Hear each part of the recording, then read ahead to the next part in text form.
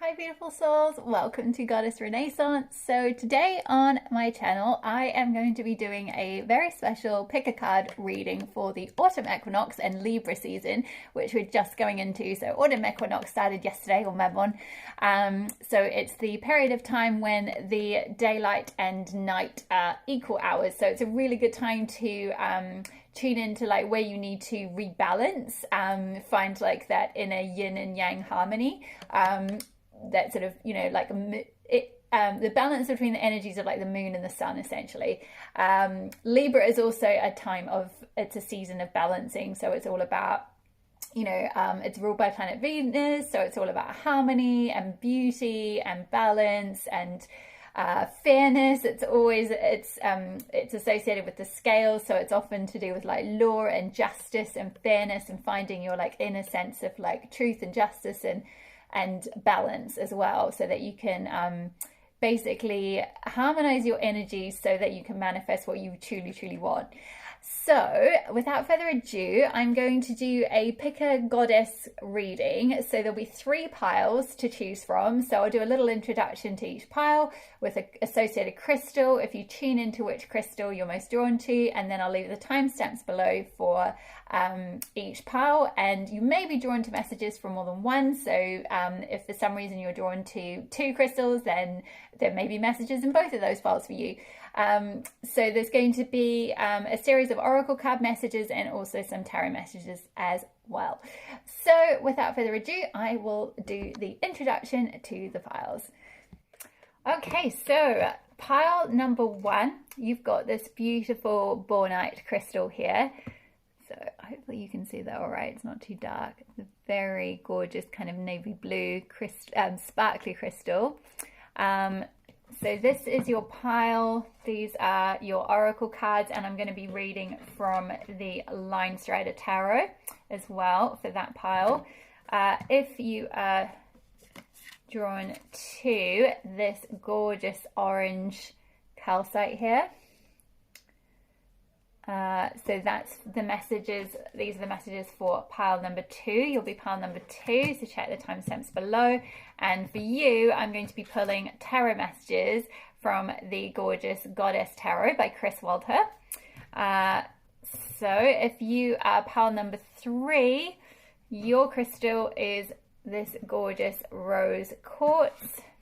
These are your messages for pile number 3. This beautiful pink rose quartz here.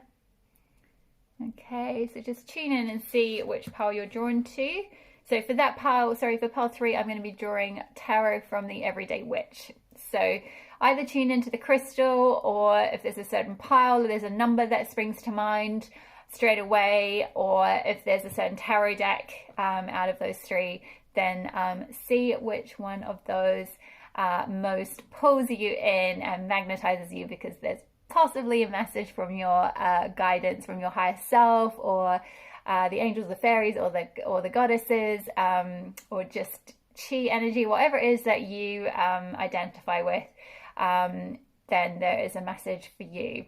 So without further ado, I'm going to start.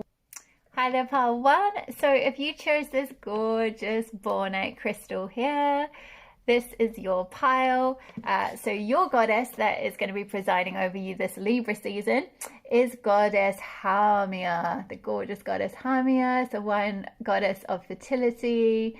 And her message is you will safely give birth to something powerful. She's the divine midwife. So she's associated with like fertility and the water and beauty and like mothering and just the birth process. Now this can be if you're sort of thinking like, well, I'm not you know, I'm not planning on having children, or I don't literally want to have kids or anything like that. That's totally fine. You know, it might be more to do with some kind of creative project or a business project or something like that that you are giving birth to. So it's not always going to be literal. It's not literally just related to childbearing physically.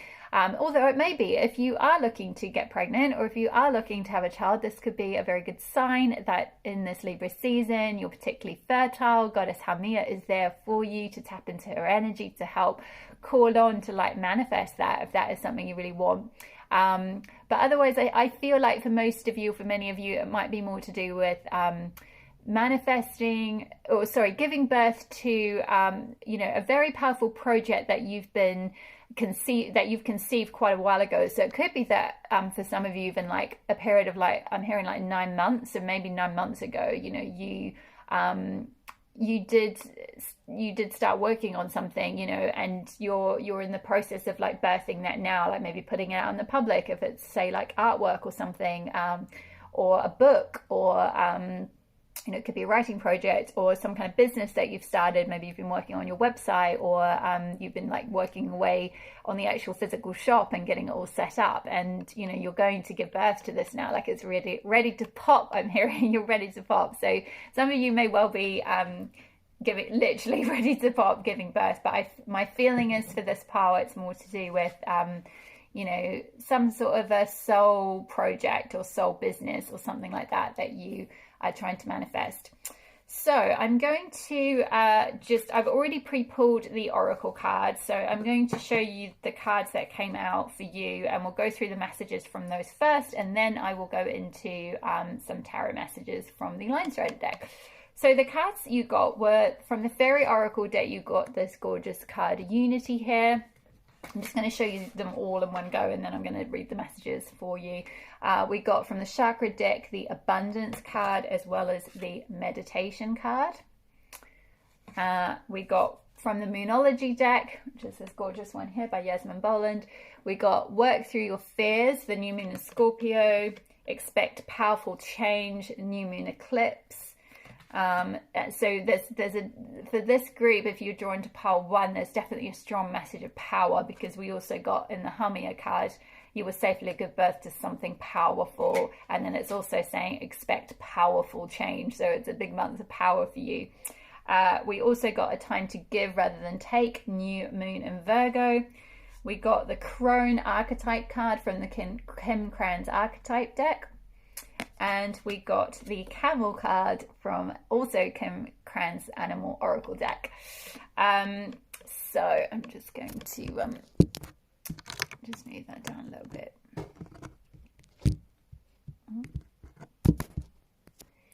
Okay, so you can see there. Hopefully you can see. You won't be able to see the cards too well, but I'll hold them up to the camera. So we have messages.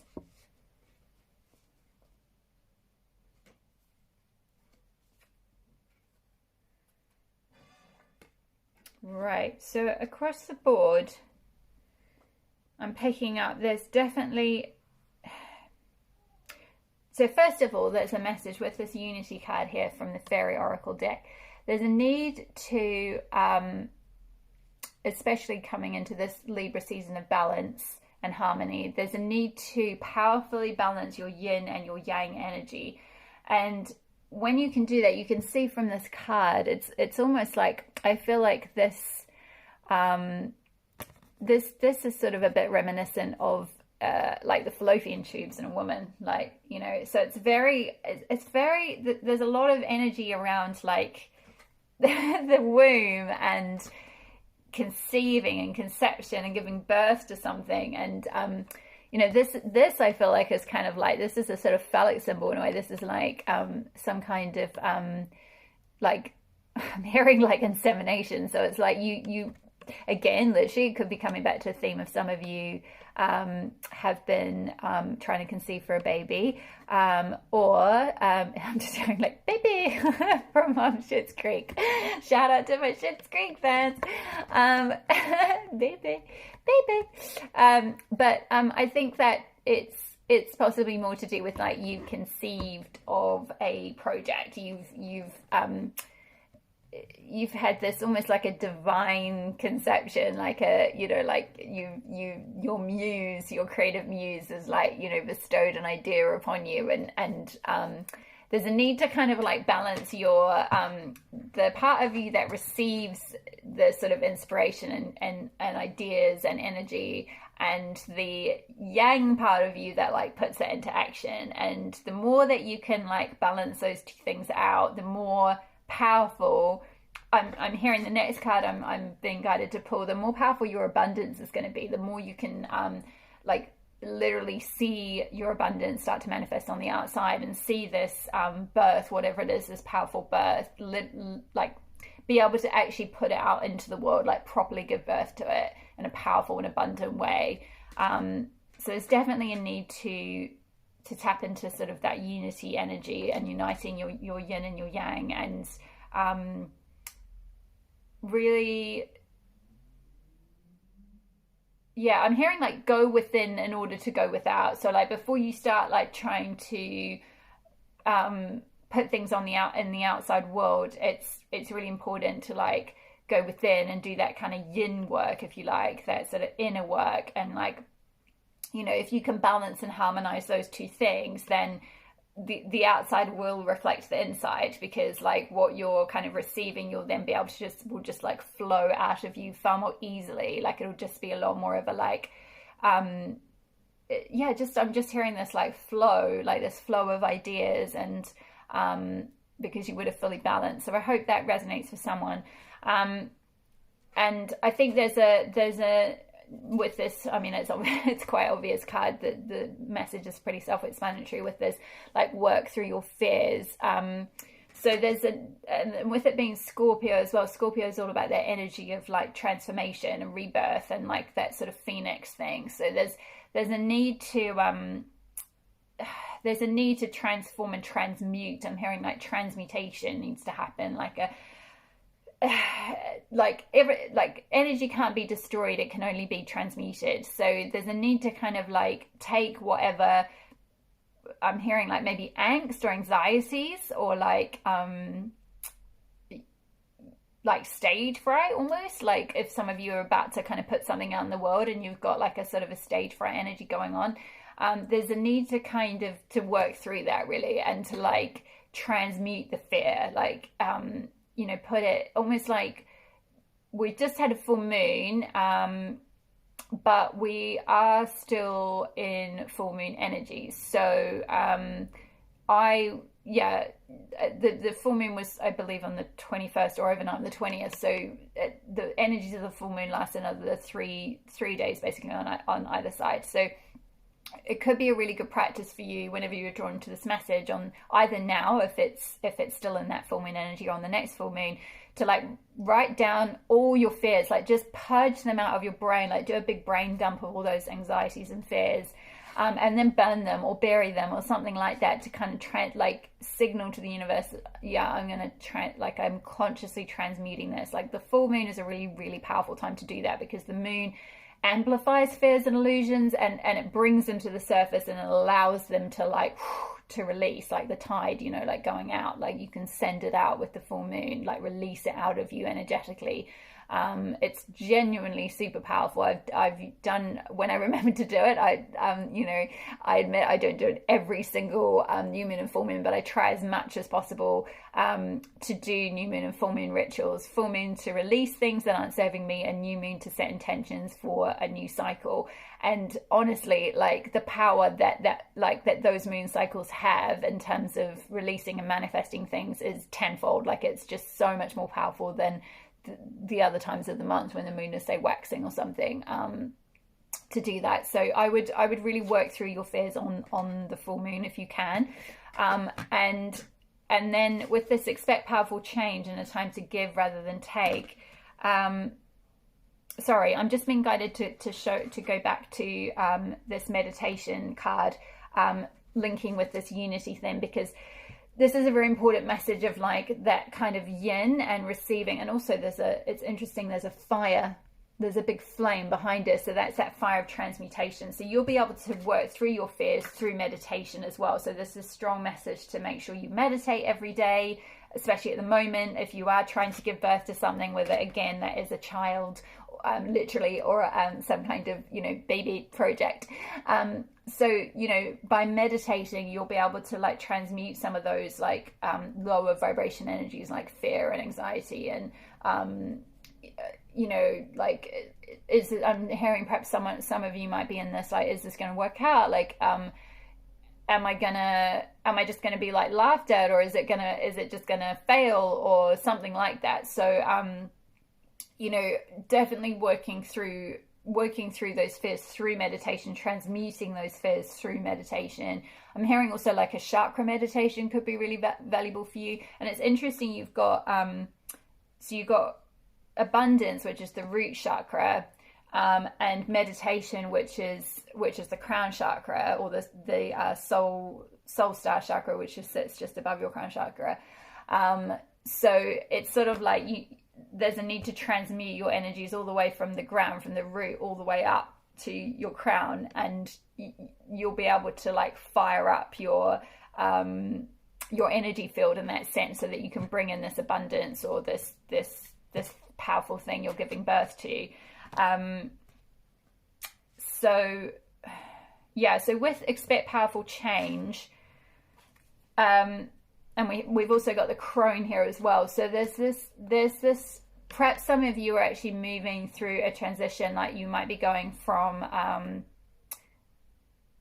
it might be a strong like maternal time in your life. Either you're moving into motherhood, or you're moving out of motherhood into cronehood, like into menopause or something like that. So I feel like some of you are perhaps going through quite a big transition, and with expect powerful change, you know, like that could literally be like, you know, there's a lot of sort of womb energy here with the divine midwife, and you know, this very sort of like fallopian tube, kind of the woman's reproductive system type card here, with unity. Yeah, it could be that you're going through changes, and like not to fear that, like to welcome it, to really like go within and like, you know, meditate and like, you know, heal any parts of you that are resisting that. Maybe some of you are younger and you're going into you're starting to menstruate, or you're going through changes in your cycle in some ways. But I feel like also, you know, with the crone, it's kind of about it's all about that like wisdom, that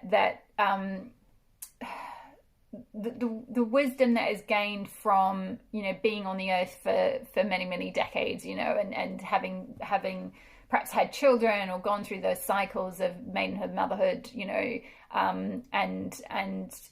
you know, and again, this doesn't have to be like you've literally had physical children. This could just be, you know, you've done other things in some way, but you're in a sort of crone period of your life where you've gained a lot of wisdom. Like maybe you've got, for some of you, you might have gone through a really difficult breakup, or some like really intense life transition or life experience that's given you a lot of wisdom, so that you can like, you know, reflect that out in the world. You can sort of still give birth to something other than like actual babies, but like some kind of you know, some kind of business perhaps where you're dispensing wisdom to people, you know, like maybe you're you know, I'm seeing like someone being like a herbalist, you know, like you're a herbal practitioner, or you're you know, those types of things that in back in the day, like you know, people were you know, the elders, like especially elder women, you know, the witches essentially of the community, they were highly revered, like coming into cronehood back in like before sort of, you know, in more pagan communities or pre-patriarchal societies, that was like highly, having that crone wisdom was highly respected and highly revered. You know, so some of you are drawing on that right now and coming into that power and drawing on your sort of, you know, we all have, you know, the triple goddess within us, maiden, mother, crone, whether again, we're literally reflecting it in terms of, you know, it's not to do with like literally having children. It's just to do with the energy of, you know, you can be a mother and a nurturer to anything, to a pet, to plants, to your community, to your friends, you know, anything. You can be a crone, even if you're a younger woman, you know, and you haven't even, you know, gone through, you know, you haven't had motherhood yet or whatever, you haven't sort of hit that stage, but you can still draw on your crone wisdom, because we've all got that inner wisdom within us anyway. So there's definitely a sense of, and also it's the number 13, which is a very lucky number, and it's the number of the witch as well. So it's just all about, I'm hearing like, you know, your intuition and using your intuitive wisdom, and perhaps doing something like what you're giving birth to might be a bit unconventional. It might be a bit like, you know, the crones sort of often lived on the outskirts of society. You know, they were often, you know, they needed to be kind of away from, you know, big groups of people so that they could kind of download, you know, they were like the priestesses, if you like, they would download wisdom from alchemized and accrued from like decades of being on earth and like learning how to tune in. And because they're not giving their energy to, say, their family directly anymore, because their family's grown up or whatever it might be, they're able to pass it on, you know, as the elders, as the respected elders. I'm hearing like that kind of shamanic thing, you know, like in shamanic tribes, the shamanic elders are highly respected, highly revered. They're the ones who give the wisdom, and like that tradition is, except in like a few shamanic communities that still exist in the world, that tradition has kind of been, you know, lost over thousands of years of patriarchy and so forth, where, you know, like spiritual wisdom could only come through, you know, like a priest in a church, you know, and that's not true. Like that's not the only place it comes from. Like this, like your inner crone, your inner wisdom, you know, the raven being a symbol of, you know, like witchy wisdom, like well-being wisdom, holistic wisdom, just life wisdom, like being very, you know, if you see the raven or the crow, it's kind of that sign of, you know, it's often associated with dark things, but actually it's like a harbinger of like a sense of like, you know, like psychic awareness, essentially, like what you're psychically sensing is like, like you're bang on, you know, like you've got that crow, that wisdom, that crony wisdom, and there's a star, 2, 3, 4, 5, 6 pointed star with a triangle facing upwards and a triangle facing downwards, which is like, again, that sort of balance between like sky and earth, and like heaven and earth, and like, again, the root chakra and the soul star chakra, the ground, and needing to sort of like ground your wisdom. So ground what you've learned, what wisdom you've gained, what wisdom's kind of coming through you, and yeah. And then with new moon in Virgo, we've got a time to give rather than take. So this is all about, I guess in a sense, even though we've got the crone here, there's a sense of like, with Hamir and giving birth, like actually you're perhaps in a phase of, you've got this crone wisdom, but like it's now not just okay to give it to your family in the way that like a mother would have to be concerned with, you know, obviously raising her young and her own sort of tribe, if you like her own family. But like for you, I feel like if this isn't literally to do with giving birth, it's more to do with like birthing something powerful, like a project or a business or a creative thing. This is to do with like, don't worry about your abundance and like what you can get from other people or what they're going to give you. It's a time to just give.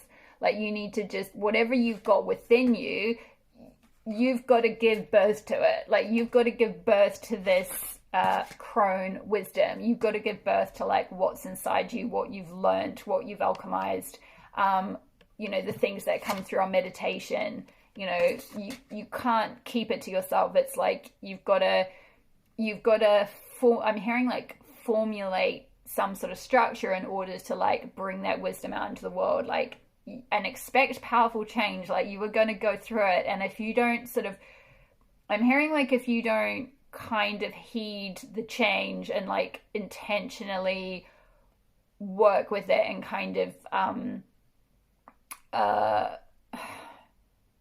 like go with the flow of like what's going to come out and what you need to birth, that it might be quite like a painful birth, because like the contractions will feel so uncomfortable, because if you're like resisting the change and you're like resisting like giving, and you're sort of wanting to take rather than give, or like, I mean, I'm not saying like, you know, you're not probably sitting there being like gimme, but like, you know, if you're kind of like, well, like I could do that stuff where I put my wisdom out there and like help people, but like I don't really think that that's going to bring me much abundance. Like I don't really think that you know, I can like I'm not going to be able to receive on some level, because, you know, like doing that, like I'm going to need to like it's like you can't be, there might be a block around being like victorious and not being able to find abundance if you give birth to this thing, but like it's kind of necessary to give birth to it, like this thing that you're wanting to put out and push out into the world. It's like go with that, because the whole process would be a lot easier. And if you go with the flow of it and you balance your yin and your yang energies, your feminine, your masculine, your like your inner wisdom is telling you, you know, the crone, versus like then taking action and like actual action steps to like put that out there. That's the you know, that's this masculine thing, right? So if you can like find a way to like merge those so that you can give birth to this powerful thing, it'll be like a really beautiful process. And I'm hearing now, the last card was the camel card, and like with this is a perfect message for where I've got to with this whole message. So apologies, a little bit stilted, but thank you for following this little labyrinth. So with the camel, this is all about kind of like, it's like a camel can like drink and then it can store its water and then just go for ages. And it's a very, like, you can see here, his energy is very kind of mellow, and you know, he's just sort of going with the flow. And we've got the moon in the background, the crescent moon. So it's kind of like this energy of like, nothing can really phase you. Like if you go with it, if you go with like the contractions and the release of what you're expected to give birth to, Hamia, with this wisdom that you're meant to put out in the world, you know, this big change you're going to go through, this powerful change you're going to go through. Like if you can be really like filling yourself up first so that you can then like fill others up, essentially. So maybe that some of you are going into some kind of care profession of some sort, or some kind of something to do with dispensing wisdom. So like, yeah, like again, it could be that like sort of herbalism or homeopathy, or some kind of spiritual teacher or mentor, or intuitive, maybe tarot person, or you know, holistic, some form of holistic healing, or wisdom, you know, like advisor or something. So it's important that you kind of use your own wisdom on yourself first, and like self-care, and make sure that you're like filled up, so that you can then go that journey and like, you know, like give birth to this thing, and you know, be sort of calm and chill and collected in the process, with this camel here. Whoa, okay, so that is the end. I feel like that is, have I covered all of the cards? Yes, so that's all the oracle messages. So I'm going to pull a few tarot cards from the here we go, from the Linestrider deck. Let's see what comes through.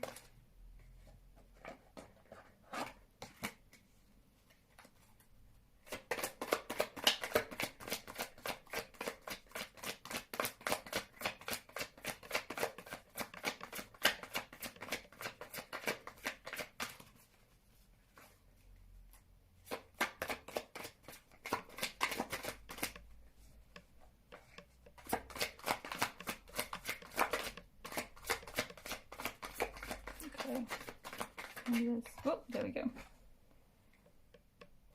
Okay, wow, we've got 2 5s. Yeah, so change. 5 is the number of change. So we've got 9 of Wands. So there's definitely been this sense of like, you've been through quite a battle here. I don't know if you can see very well, it's a little bit blurry, but yeah, you've been through quite a battle. This fox is kind of just still standing. He's got a bandage around his head. There's sort of smoke in the background. There's still some wands. Like, it's like that sense of like, you've still got fight left in you, you've still got passion left in you, you know, you can still keep going. This, you know, he's still got his knife at the ready there. It's like, you know, you can, you've been through quite a bit of a burden, or a bit of a fight, or a bit of a difficult situation, but like you're still standing, you know, you're still upright, you've still got these wands upright. So we've also got 5 of Swords here and 5 of Wands. So there's 2 5s, and 5 is the number of change. And we also had expect powerful change. So there's definitely some kind of change that might be coming up in this, either whenever you're drawn to this reading or during this Libra season, or this equinox. Equinox often does bring, you know, times of change, like as I mean, just if you think about it in terms of cyclically speaking, you know, as we go into a period of time where, you know, now the nights are going to be longer, we're going into winter, like you start to think of, like, you know, what your priorities are over that time, what you might be wanting to do over winter. You know, you start thinking about harvest time, like what do I need to get ready, what things have I harvested from what I've done, you know, in the earlier parts of this year, sort of thing. Now 5 of Swords is these are the things that you're letting go of this season. So especially with this full moon that we've just had in Pisces. So 5 of Swords is like there's been a bit of internal conflict, a bit of like these other figures, they're a bit faint, but there's figures in the background. These are sort of different aspects of the same person, and there's a bit of a feeling of like a bit of defeat from that kind of internal fight, perhaps a bit of frustration. And then we've also got 5 of Wands, which is I mean, in this card it's kind of two dogs, kind of, or 2 wolves, I think they are, fighting with a little bird on top. Yeah, I mean, Wands are to do with like fire and passion, and so that can signal, you know, certainly some kind of creative conflict, you know, perhaps with others. So this could be manifesting on the outside, or it could just be what's been going on for you. So that's kind of what you're moving through. I'm going to pull some tarot now for what else is coming in for you. Oh wow, beautiful. Yeah, so you're needing to kind of clear out all of this. 5 of Swords, 9 of Swords, 5 of Swords, 5 of Wands, 9 of Swords, this like battle, you know, there's a lot of sort of fighting energy here, a lot of perhaps inner conflict, maybe even outer conflict. In order to get what you're coming into with this beautiful cards for Libra season is 10 of Cups, which is just the ultimate Cups card, and it's sort of the ultimate happiness. So this could, well, and it's sort of a family card, you know, so if you know, maybe with this Hamia card, you know, you are wanting to have children, or you know, build a home, or just something that brings you some kind of emotional satisfaction. You know, if you're not with the partner, or that doesn't resonate, you know, it might be that you know, either you're calling that in over the season. Libra is you know, it is a planet, it's ruled by Venus, so it's a very you know, it's ruled by planet of love and planet of beauty and harmony and all of that. So it is a potent, powerful time to like, you know, call that in if it's something that you want.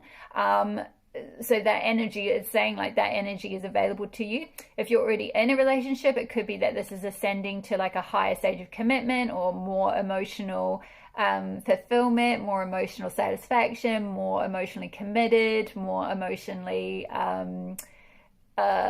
like maybe trusting, or just closer, you know, just closeness. And if you're not with someone at all, and you're not at all thinking about that, this is 10 of Cups is just to do with like the ultimate emotional satisfaction for you, you know, like finding that happiness, that sense of you know, inner like unity, that sense of inner wholeness, that like masculine and feminine balance within yourself, and coming into that like inner union, inner marriage, like inner harmony, inner balance, inner happiness. Like 10 of Cups is like, you know, your ultimate happiness, your ultimate fulfillment, you know. So if for some reason you're just not looking for like, say, a romantic partnership per se, it can be you know, emotional satisfaction within your own life in some other area, you know, with family, that sort of thing. So, and we also had 3 of Wands. So this is like looking out, you know, together. There's two deer here, and they're looking out through these 2 wands, these 2 trees sort of thing, to, you know, this beautiful new future. Like this, they're looking out to the horizon. The one behind just sort of sat there quite peaceful. It's quite a serene energy. It's just like waiting for your your ships to come in, if you're like waiting for this like 10 of Cups situation to come in. I'm just going to see if there's any more messages for this part. Oh wow, yeah, Knight of Pentacles. So definitely linked with this abundance card that we had. So Pentacles, so this could be a knight coming in for you. So this could be a you know, if you're a woman watching, this could be a man, or if you're you know, or a woman, whatever, you know, like whatever you're looking for. You know, it's not gender or sexuality specific. Even though it says knight, it can just literally mean like a romantic interest, or if it's not like a romantic interest coming in, it could be some sort of offer of a job or money, because Pentacles is linked with the earth element, and it's to do with like financial things, you know, money, you know, work, material things, you know, that sort of stuff. But I feel like it's more to do with perhaps whatever this 10 of Cups is, like you've got this Knight of Pentacles person, you know, coming in. And again, this could be either a romance or someone, you know, like a friend or something. With the Pentacles is the slowest moving energy in all the suits. So this could be someone who's moving quite slowly towards you and they might be a little bit shy, or it might be just like they're just very like taking their time. It's very steady, you know, it's very like kind of a gradual increase in affection, you know, a gradual moving towards you on their horse, if you like, with some kind of offer. But it's with Pentacles, it's a very stable offer. Like it's not like, say, Knight of Wands or something, which is like kind of passionate and a bit, you know, sort of fly-by-nighter, kind of like come in and romance you and sweep you off your feet, and then boom, they're gone like the next week or something. Knight of Pentacles is kind of here to stay, is what I'm hearing. So that could be coming in for some of you. Or if that's not what's going on, then this could be more to do with, like I say, like this abundance and this perhaps this business project. You're going to get some kind of offer, some kind of financial offer. Maybe you get a loan or like a business partnership offer or something like that from someone. This could be someone coming in to like help you financially, or to partner with you, or something like that. And then also we've got 6 of Wands here that's coming in for you this Libra season as well, or whenever you're drawn to this message. So 6 of Wands is all about victory. You can see like these wands is all to do with, you know, like passion and fire and things starting and beginnings and action and all of that. So, you know, there's 6 here, and they've all got like little plant things budding, little leaves and things budding on them. So there's new growth, there's victory. This guy's like, you know, standing here like very chuffed with himself with a victory laurel on his flag that he's waving, which I feel like is kind of like whatever. It's a little bit linked with this 9 of Wands. So whatever you've been fighting, or whatever you've been trying to push through or battle through, or whatever burden you've had, like you're going to have victory now. Like you've gained the highest ground. Like if you've been fighting for, say, I don't know, some of you might have been doing exams, or some of you might have been trying to get a promotion, or some of you might have been trying to start your business or something like that, and you're going to have victory over whatever that situation is, whatever that burden has been for you. You are victorious. Like you have got the 6 of Wands. You are it's a celebration. Like, you know, things are lining up for you. So it's a beautiful time of, like, you know, Pentacles, Wands and Cups. Like with the 10 of Cups, like a lot of emotional fulfillment and satisfaction, you know, some money perhaps, or some kind of stability in some sense, whether it's in a relationship or in, you know, this project, and victory. So like, just absolutely incredible. What a gorgeous reading. I have absolutely loved a reading for you, Pile 1. Thank you so much for watching. Please subscribe if you haven't already, if you enjoyed this reading. I will be doing more readings on YouTube going forward.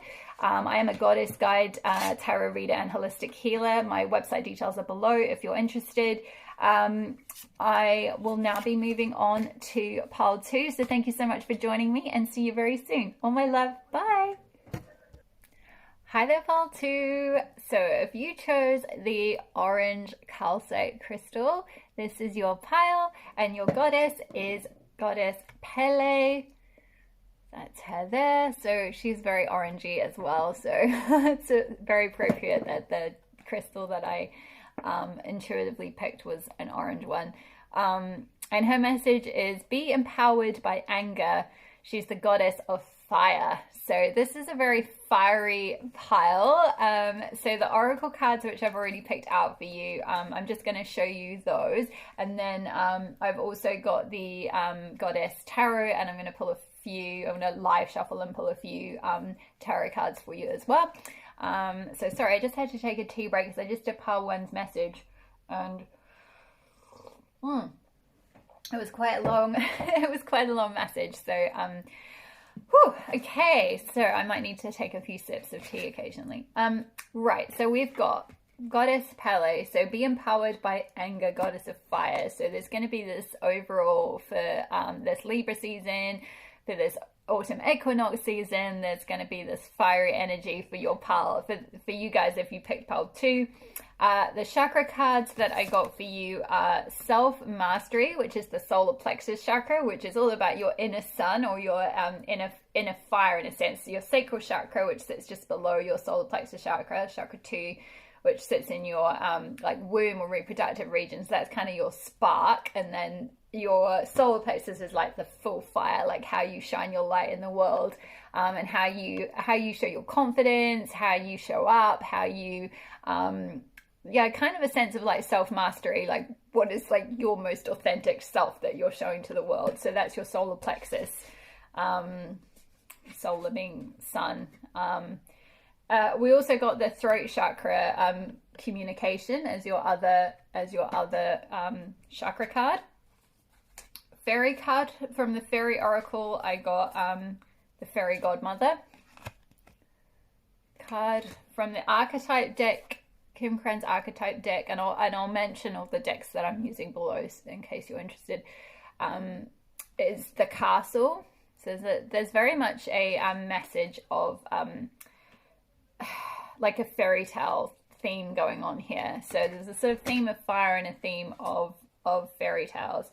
So we've also got from the Moon deck, sorry, the Moonology deck, which is this gorgeous one here by Yasmin Boland. Oh, we've got a little visit from Goddess Miley. This is my wee pussycat. Well, not wee, she's got a big pussycat, but this is my pussycat Miley. This card is your commitment is being tested. First quarter moon. And the animal from the Animal Oracle card, we got the whale and the fox. So let me just, I'm going to lay all these out, and then we can, sorry, you won't be able to exactly see them, but I'm going to show you them up close as I talk about each one anyway. Okay. So the message that I got from this pile is there's a sense of like needing to find your empowerment and needing to find your like authentic self. This self-mastery card, and like with solar plexus, goddess of fire, that kind of, you know, very like orange and yellow energy is all about kind of that, like if you think about a flame, it kind of, you know, the bottom of it is kind of orange, and then as it goes up, it's like the flame becomes like yellow. And so there's a sort of progression. There's a need to kind of like fire up, like amp up your inner self, find that like inner confidence and self-mastery, and then to like communicate it with the world. So there's some sort of with the Fairy Godmother card here, and her kind of offering like an apple. In one hand she's got a ball, like a silver ball, and in the other hand she's got an apple. And the thing, I mean, the energy of Fairy Godmother is all about, like, you know, if you think about the Fairy Godmother and all fairy tales, you know, she's the positive feminine aspect that comes in to like help the heroine or hero, you know, grant them a wish, like give them some sort of assistance to you know, like I'm hearing like in Cinderella, for example, the fairy godmother comes in and like, you know, creates her beautiful dress and everything so she can go to the ball. But there's often like a little bit of a challenge aspect, you know, like Cinderella got all of that and she got her glass slippers, but like, you know, she had to be home by 12 or, you know, before everything, you know, the spell was broken kind of thing. So I feel like with this, both the apple and the ball, it's like you can have this, but there's going to be a challenge to go through. And I feel like with this, your commitment is being tested. This is kind of like, as you power yourself up and fire yourself up to find whatever this self-mastery is and this authentic self is, and find the courage to like communicate it to the world. It's like your commitment to yourself is being tested at the moment. Like your commitment to your self-mastery is being tested. We also there's another yellow card. There's a lot of yellow going on here with this fox here. So we've got sort of orange, yellow. So fox being an earth, it's one of the earth, associated with the earth element, and they're very, I heard like beguiling kind of thing, like beguiling, like there's a energy of either this is you and you kind of need to step into this like harness this fox energy, like this, like foxes are very charismatic, you know, they're very loyal, and I feel like there's a theme of loyalty coming through for this pile because your commitment is being tested right now. And with foxes, they're very loyal. They're like loyal to their partners for life. You know, they're very, but they can be very like foxy, very charismatic, very sort of, not necessarily like devious in a bad way to get what they need, but they will, you know, I'm just sort of reminded of that fantastic Mr. Fox book by Waldherr, you know, where to get food for his family, you know, like he has to like build that underground burrows, and like they kind of, you know, they burrow underground and they'll sneak along and like, you know, then suddenly come up and, you know, over on at the farms and like steal the chickens, and you know, so like I don't feel like there's nothing malicious going on, so don't worry. This card isn't like a sign of like, oh, you're dealing with some like terrible stealing, lying person or anything like that. This is just like perhaps a sense of like there's a dual theme of like commitment and loyalty, and I sense that this is like, maybe if you're querying today, or what's going on for you right now is relationship stuff or relationship issues or concerns or something like that. It could be something to do with finding, you know, like that loyal partner or loyalty or commitment within a relationship. But if you're not in a relationship or that doesn't resonate in some way, or if you're trying to manifest that, what you need to do is find that loyalty, that commitment, that mastery of your own self first.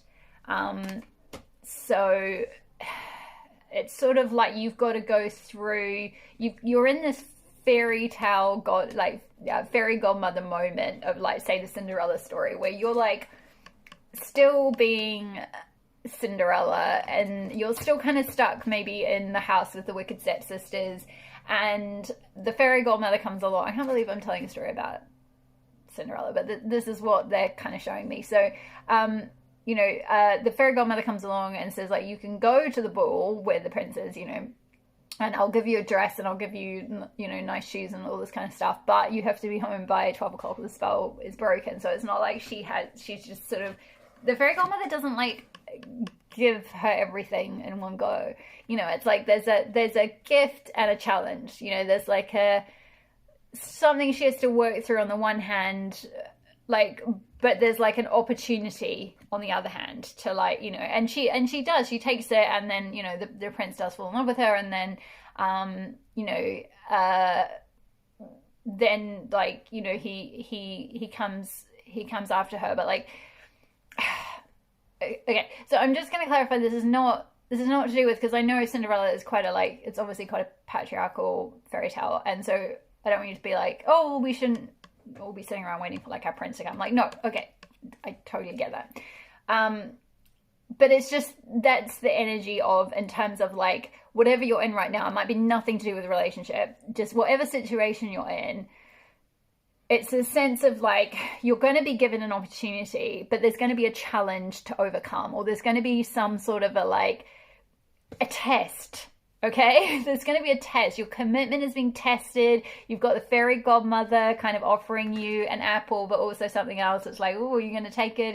What are you going to do? Like, what are you going to do with this test? What are you going to do with this? You know, like, how are you going to show up? How are you going to commit? How are you going to commit to yourself? You know, and then you'll find that commitment on the outside from others, whether it's from an intimate partner or from like friends or from, you know, clients or from, you know, like, followers, or, you know, like if you're sitting there complaining, like, or feeling frustrated, like, well, you know, or even feeling like angry, maybe because you've got Pele here and she says be empowered by anger. So maybe some of you have been through something quite painful or difficult and you're quite frustrated or angry about it and you don't really know what to do with that. It's like you've got to channel that into like the right commitment. Like, you're going to be tested. Your commitment to yourself and to your authentic self, like the mastery of your actual true self, is being tested. Now, I'm also being drawn to the fact that, like, with this, we've also got, along with the theme of loyalty and commitment, we've got this theme of like the castle and the fairy godmother. So with the castle, that archetype, this is from the Krans archetype deck, which is an amazing deck, by the way. The archetype is all about, the archetype of the castle is all about like materialism, essentially, and like aspiring to perhaps a self that's like, yeah, okay, a self that's kind of like you've brought into from like fairy tales. So it's like maybe not necessarily realistic, or like it's not really authentically who you actually are, like with that self-mastery. So there's a need to like master and find who you are and empower yourself and like use that anger or that frustration or that whatever as like fuel, because like it's almost like you kind of need to awaken out of that sleep of like with all these pearls and everything here and the symbolism of a castle. It's like materialism can sometimes like numb you, or the pursuit of materialism, the pursuit of, say, a fairy tale, the pursuit of, oh, my prince is going to come and save me, or like, you know, some man is going to come along on his white horse and like, you know, give me, you know, or maybe you've been in a relationship and you wanted that and you've lost it, and now you're kind of you're angry because you were expecting that castle, that like sense of like everything being provided to you, and that like where you get like, it's kind of like that sense of like that fairy tale ending with the castle and the marriage, you know, the fairy tale wedding, and like, you know, all your ducks lined up in a row and you've got like riches and all of that kind of thing. And it's kind of saying like,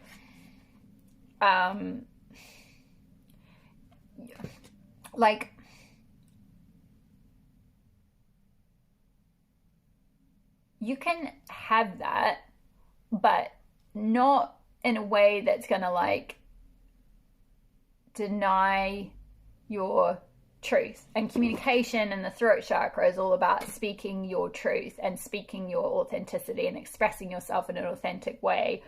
And with self-mastery, it's you've like, don't fall into the trap of like the old inherited fairy tale of like, well, this is how it has to look, or like this is how you're going to get your it's not to say you're not going to get materialism. Like, if you're worrying about that, like no, like you're not going to have it, but like maybe the way that you thought you were going to get it, through maybe like a traditional fairy tale type ending, is not for you. Like, you've got to come at it in your own authentic way. Like, you've got to you can manifest those things, but maybe it's like for you to like commit to yourself, you know, with your commitment is being tested. It's like, well, how far away from yourself have you strayed to this like sort of castle dream of like, you know, like, oh, well, you know, my prince is going to come along, sort of an idea, or like, well, my prince is here and he's kind of providing for me, or, you know, like, well, all I really want is like a really fancy house and, you know, really nice clothes, and like, there's nothing wrong with that. It's not to like knock those things or say they're bad, because it's not about that. It's just saying like, where are you kind of losing yourself in order to get those things? Like, where are you not being true to yourself or being really authentically you? Like, how much of that is like inherited from advertising and the media and like your parents maybe, or like societal expectation or peer expectation, and it's not really you. Like, it's not really, if you really dig down and like get into the core of who you really are, like you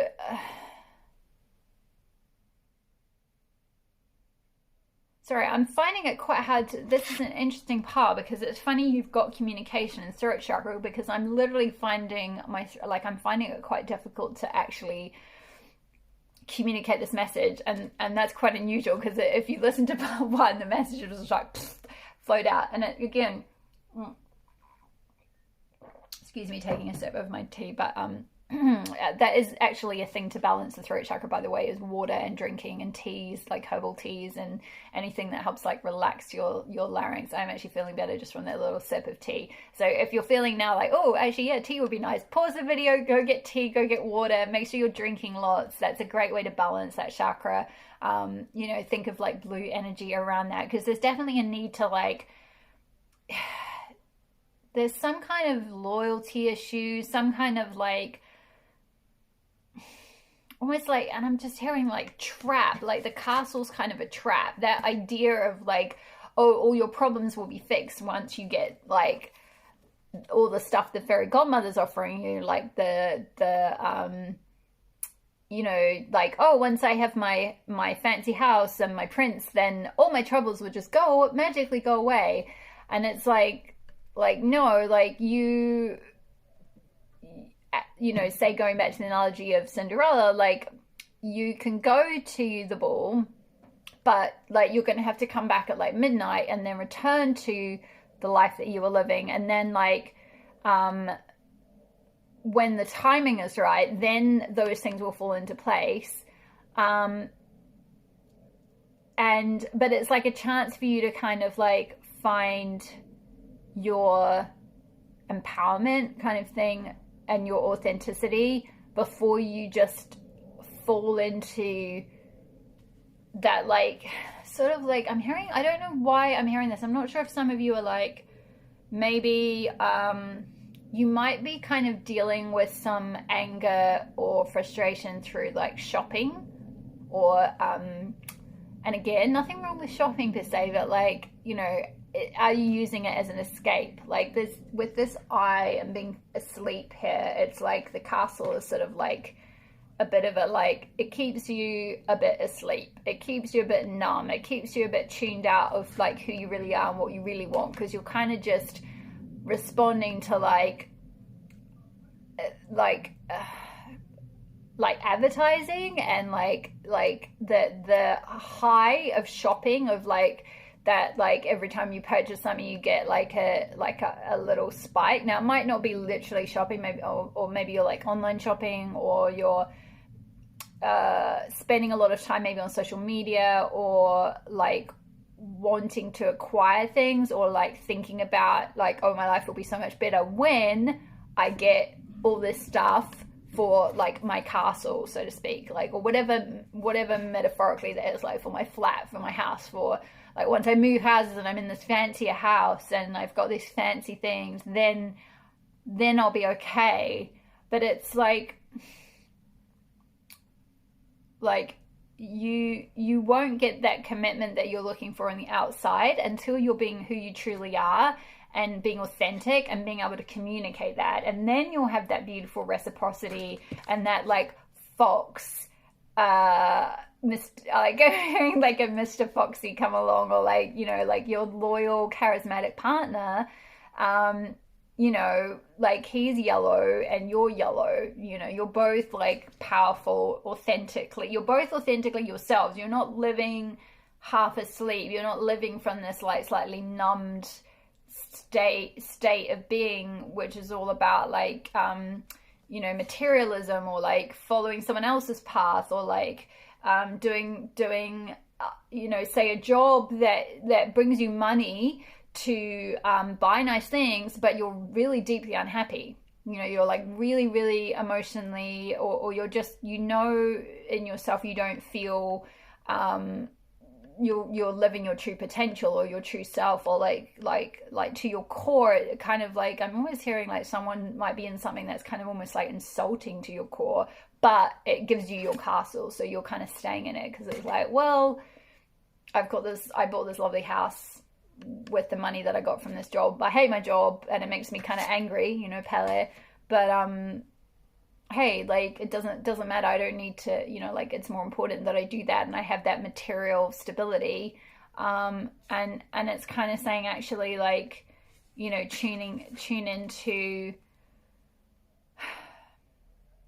with this fairy godmother, it's like, what do you really want? Like, I feel like this is kind of like matter and the earth, and this is like soul and spirit, and it's like, what are you giving up in order to get one thing? Like, what are you choosing?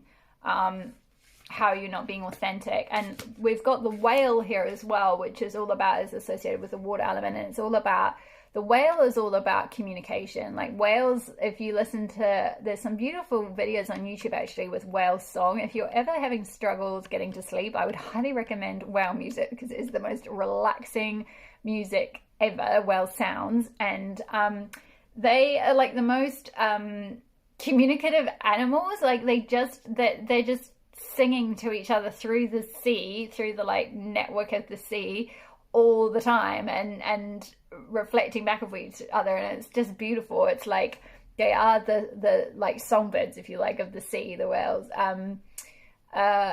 And this is, you know, there's a lot of, it's interesting, there's a lot of blue and a lot of yellow. So again, blue and yellow, this card like reflects these two cards, like shining and speaking and singing, you know, whale song, your authentic self. And then with this communication card, I'm also drawn to the fact that there's this like these two people having like a telepathic thing. You know, maybe whoever this, you know, if it's a person that you're in a relationship with, or you're wanting to attract some kind of, I'm hearing like a twin flame type relationship. Maybe some of you are familiar with that concept, or some kind of soulmate, you know, like a spiritual connection, a strong soul connection. And you're like, once you're being who you truly are, and like speaking that, and like being authentic and speaking your authentic truth, throat chakra truth, then like your commitment will come in. Like your fairy godmother will come in with your Prince Charming, you know, or whoever the prince, I forget. Gosh, it's been like ages since I've watched or read Cinderella. I can't even remember. Is it like Prince? I was gonna say Prince Eric, but I think that's the Little Mermaid. Yeah, I forget who the prince is in Cinderella. Anyway, and like not to rely on that, like those patriarchal ideas of like, well, your prince is going to come in and he's going to give you, you know, this sort of stability, or this financial stuff, or this like luxury lifestyle or something. It's like, I mean, maybe, sure, and maybe that'll happen as like a byproduct, but it's kind of like pursuing that at the expense of like yourself is not healthy. And maybe you've been in a dynamic like that before, and like you weren't committed to in some way, or like you ended up, there was some sort of a, like with Pele here, that's often to do with like, she governs like, you know, it's like volcanoes, and that volcanic feminine fiery energy of like righteous fire or that righteous indignation. So you may well have a lot of anger that is very justified and very like, you know, maybe you weren't committed to. Maybe there was some, you know, with the fox as well, there was some, like you didn't attract loyalty for some reason. And there's that anger, but it's like, be empowered by that. Like, don't kind of drown out through numbing or like, oh, I'm just going to sort of jump into my next relationship, or I'm going to wait for you know, my fairy tale prince to come along. Sorry. So, you know, it's like heal that anger first from that past relationship. Yeah, and be empowered by it, and then find your authentic self and speak your authentic truth, and then you will get your true loyalty and your true commitment and your true, like this you know, fox character, when you're like sailing along as happy as Larry, like this whale with you know, just radiating your authentic truth and just singing your song to the sea, like, whoa, this is me. And you know, then actually, ironically, you'll get your castle. You know, all the things you want, you will get them. It's not to say like to deny yourself of them or that they're bad. It's just like, it's like you'll commit, something to do with like committing to yourself and your commitment to yourself and needing to be really true to yourself in order to get this stuff. Whew, okay, so I'm going to pull some tarot messages from the Goddess Tarot now. See what tarot messages are coming through. Tarot messages, please. Have we got... Whoa, okay. Six of Swords. Yeah, moving on. Yeah, I feel like some of you might have gone through a breakup or something, or you might have gone through just some difficulties. Like Six of Swords is like sailing to, like, you know, away from pain, or moving. It could be moving, could be literally moving countries, moving house, but sailing to calmer waters. You know, like it's like with these swords, there's perhaps been some conflict or some kind of pain or bad decisions or something like that, and it's like moving into calmer waters. So yeah, you know, letting go of that anger, like purging through it. Wow, 2 sixes, gorgeous. So 6 of Swords, that's so interesting because the last pile one got 2 5s and you've got 2 6s, so that's really gorgeous. So, and 6 is the number of soulmates, right? It's the number of like you know, like 6 of Cups. I always think of you know, it's the number of like having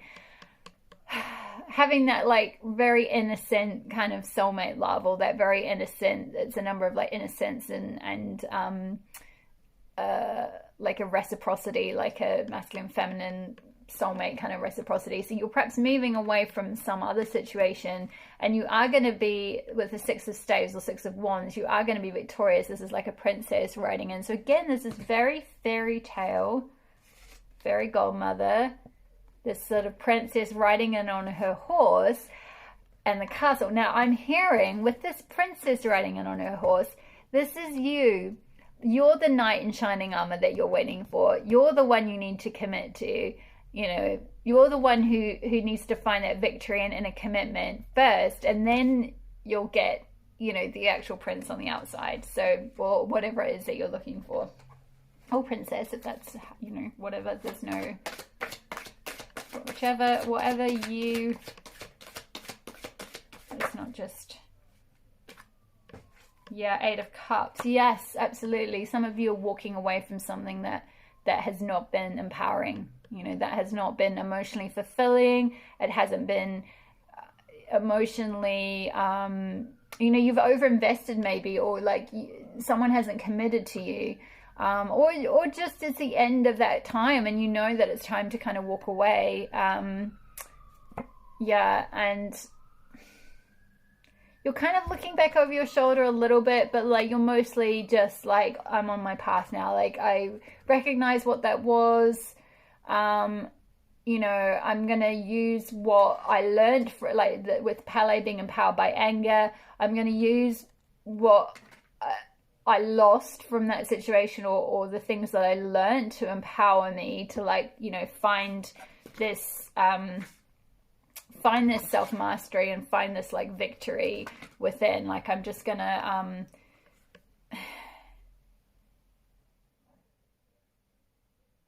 yeah, like take, it's like with the 8, I feel like with the 8 it's like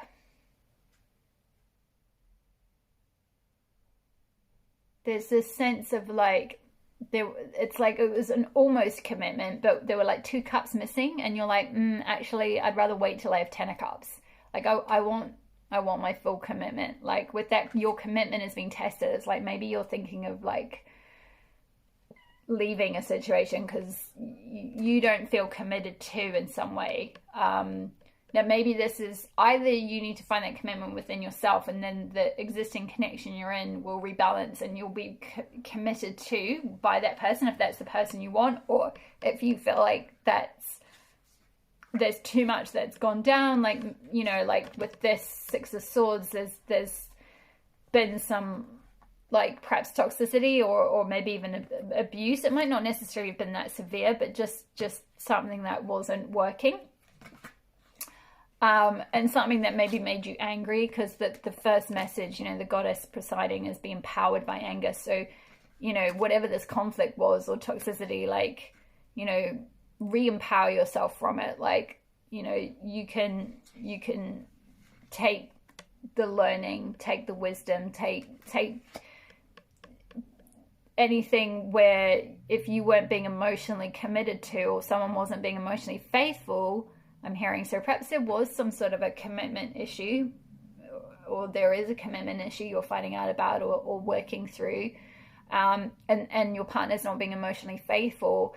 But I feel like, you know, again, this could be because either that is the wrong connection and you need to move on because there's a lack of respect, or like it's kind of to do with if you're suddenly seeing this behavior on the outside, it's like, well, what's changed on the inside? Like, where are you not committed to yourself? Where are you not speaking your truth? You know, where are you not kind of, yeah, like the commitment in the relationship is being tested because your commitment to yourself and your true self is being tested. I'm just going to see if there's any other tarot messages. I think that's probably it. Whoops, no. 5 of Staves, yeah. There's a bit of a conflict about that. So that this is like five different aspects of the same woman fighting under a like hot sun. So you're sort of a bit under pressure to like make a decision. And also it's a very like, again, it's like a very fiery card with this like palette. It's very orange look, and we had orange calcite as well. So yeah, there's a lot of orange. And then 3 of Staves. That's so interesting. I mean, I use a different tarot deck for pile number 1, and they also actually got 5 of Wands and 3 of Wands.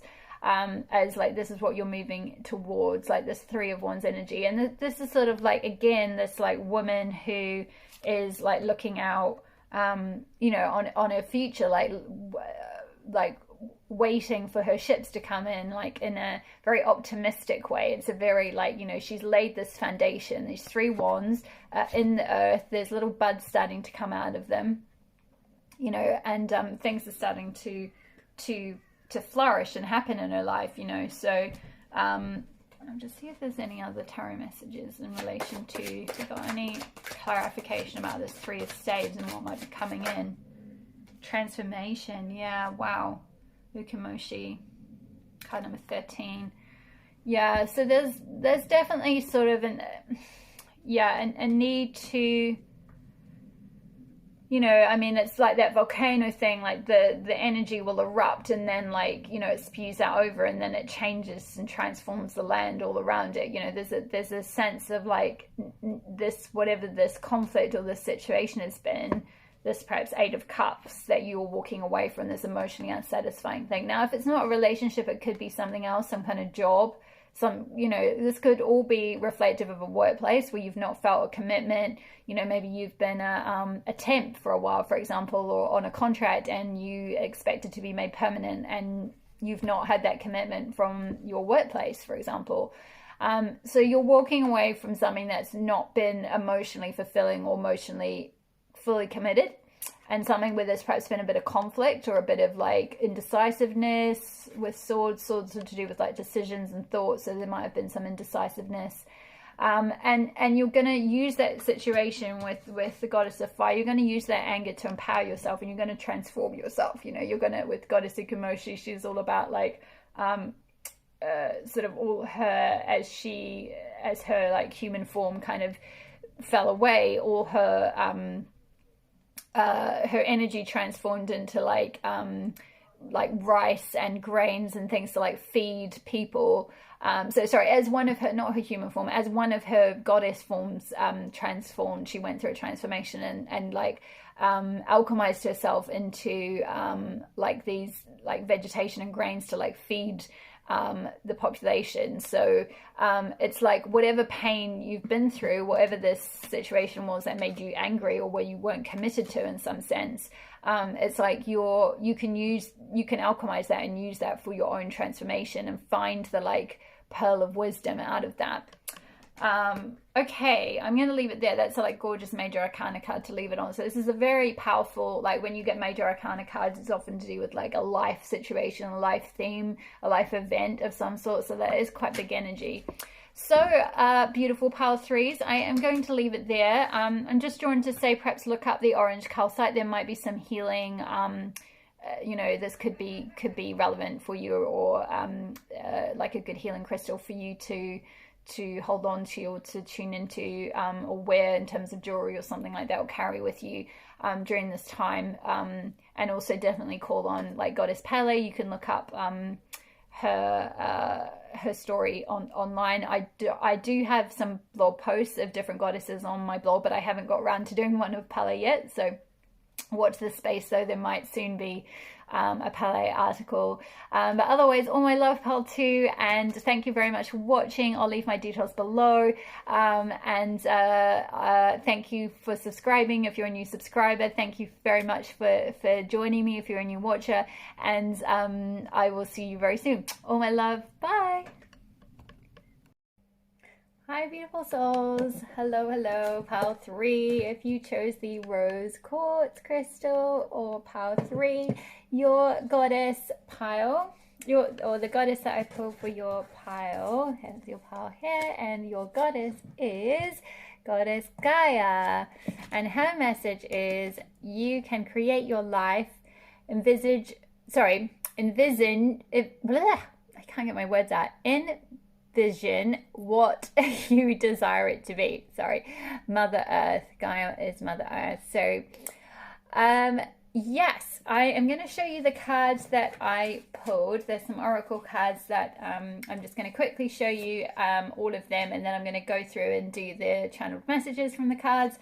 And then I've also got the Everyday Witch Tarot, which I'm going to pull some tarot messages from straight after. So let's get into the messages. So with the Moonology deck, we got 2 messages. The first one was it's time to release negativity, full moon in Scorpio, and don't let your past hold you back, South Node. So those were the Moonology cards. From the Chakra deck, we had card number 17, the Inner Child, which corresponds with your heart chakra. And we had card number 24, Listening, which corresponds with your throat chakra. And then we had 2 from the Kim Krans Animal Spirit deck. There were 2 animal oracle cards that came out for your pile. So we got Gazelle and Crow. So those are your 2 animal cards. We got the Womb, and also the Faery oracle card is She of the Croak. So to start off, I'm just going to go into the initial messages that I got through for you. So there's a big there's a big message, general message around like mothering and healing your inner child, because we've got Mother Earth, the inner child, the heart chakra. Don't let your past hold you back. So I feel like that's something to do with your past, as in your childhood. The womb, and she of the correct, which is kind of that, it's also quite womby energy. It's quite like, it's sort of like the fairy equivalent of the goddess, or like the kind of, it's like I'm hearing like vessel, like and the womb is often symbolic of like a vessel, of like a chalice that holds like your sacred blood. So there's definitely a general, a very like feminine message, a very like mother message, you know, with Mother Earth, Goddess Earth, the womb, she of the correct. It's just like this general energy of like mother goddess energy that's coming through, like nurturing energy. So your message is part of you. If you were drawn to the rose quartz crystal in pile 3, your messages are very much around healing for this equinox. But in order to bring about, there's some healing that needs to happen first in order to then be able to tap into what you really want to envisage in your life, like what you the goals that you want to manifest. I sense that perhaps some of you might have been having some difficulty with like even being able to envision I mean, the fact that I'm for some bizarre reason, I'm having huge difficulty even saying that. So it's like there's this block with like being able to visualize, I'm hearing, or like envision your life and like this, like a beautiful sort of vista for your life, because there's maybe this sort of we also had It's Time to Release Negativity with the full moon in Scorpio. So there's sort of like things are being looked through a bit of a negative lens.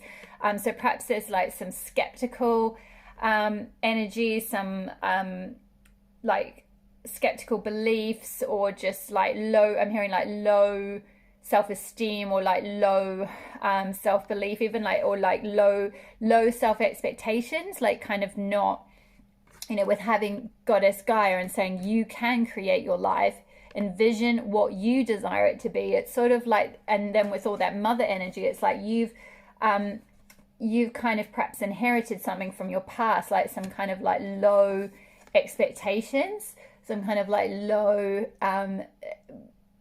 self-worth, low beliefs about like I'm hearing like your bar is set really low in terms of like, you know, what you're expecting for yourself. And there's some inner child healing that might need to happen here. So with the inner child chakra card linked to the heart chakra, this is all about like healing your heart chakra and like doing some inner child healing. So I will leave particularly for your pile, I will leave if there's any free resources I can find online in terms of healing the heart chakra. I won't go into it too much in this reading. I do offer holistic healing sessions, but if that's not available to you at this time, then certainly just, you know, things like if you look on YouTube and look up things like inner child healing meditations, or like you know, like even just listening to like heart chakra music, that can be very healing. I'd highly recommend getting rose quartz crystal, because rose quartz is specifically for the heart chakra. So it works on self-love and self-worth and all of that. So you know, and just finding that like nurturance for yourself, that like mothering, nurturing energy, that Goddess Gaia energy for your own self.